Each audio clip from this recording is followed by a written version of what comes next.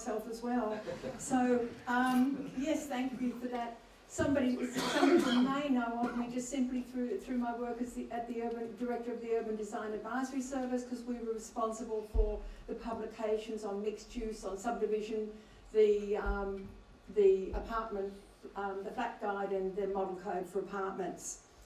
But apart from that, what you won't know about me is the fact that many, many years ago, I applied to be a bunny in London, a bunny at the Mayfair Club. Now that may seem a bit of a diversion in terms of my career. At the time I was a fully qualified architect, but I was looking for a different direction. And the bottom line was I was actually rejected. I was 24 and I only took bunnies up to 18. So I thought it was the ideal job in London. Walk the streets at day and play bunny by night. Anyway, what happened? Because I was a rejected bunny, you've got to ask yourself, what do rejected bunnies do? Well, I went to Italy. And I went to Italy, and that fundamentally changed my life. I went to meet somebody in Rome, and so I flew into Florence, as one does, probably cheaper. Then I had to work out how to get down to Rome. Being an Australian, it all seems relatively close on the map.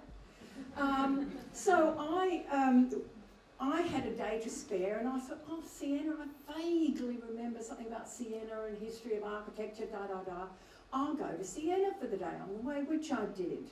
So I left my pack, and I was walking up this little street, and I noticed something off to the left, and a little street going down somewhere, and I thought, that looks entertaining, but you're not going to get me that easily. So I went up a bit further, and there was another one. I thought, no. So I walked up further, and the third time there was this little street off to the left. I thought, oh, okay, you finally got me. So I walked into the Campo in Siena, and of course I knew history as something that had happened. I was trained as an architect. I was going to be a mini Mrs. Corbusier, not quite as high as the men, but nevertheless right up there, outdoing iconic buildings. So I walked into this space, and I stood there, tears came to my eyes, and for a range of reasons. And one of them was I've just spent 7 years training, and everything I learned was wrong. So at that moment, I had this road, a road to Damascus moment, and that fundamentally changed my thinking about cities and about architecture. Now, quickly, I wanted to talk about space, because I know I keep going on about this, but I think it is very poorly understood in Australia, in New Zealand. It is not really underpinning our planning system in the way it should be. And it is incredibly important. It's traditionally been a fundamental way in which cities are organised, and yet we're not even grappling with that at all. So I'm talking about space, why it's important, what happened in the 20th century, and what I believe what's happening in New Zealand now, and what does it mean for Auckland. I'll just touch on that at the end. Okay, reduction of space. Space is deeply embedded science with over 5,000 years of history. Basically, it's a fundamental basis on which cities were put together. So what I'm saying is that if we're going to have really good cities in New Zealand, and given that it is such a stunningly beautiful country, it really should have stunningly beautiful cities. Unless we understand the role of space in putting our cities together, we're never actually going to achieve that.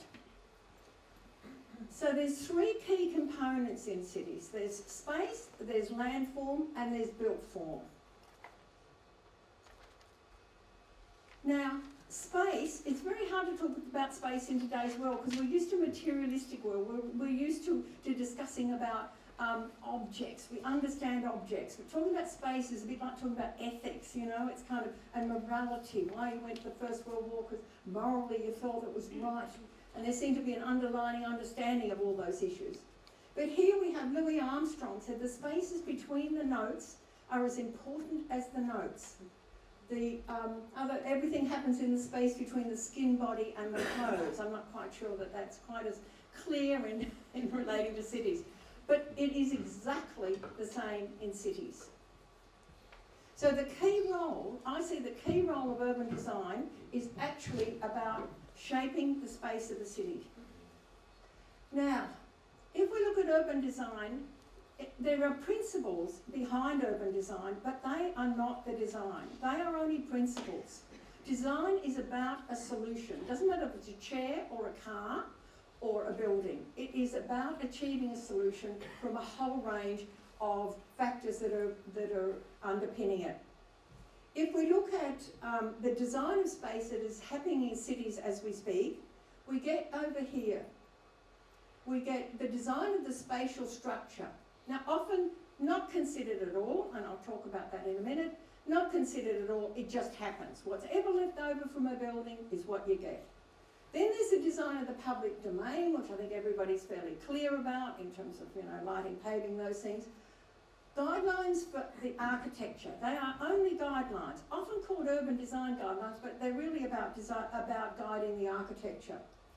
If we go deeper into the design of the spatial structure of the city, we get new urbanism over here, big architecture here, and what I'm focusing on here as an organising element of the city.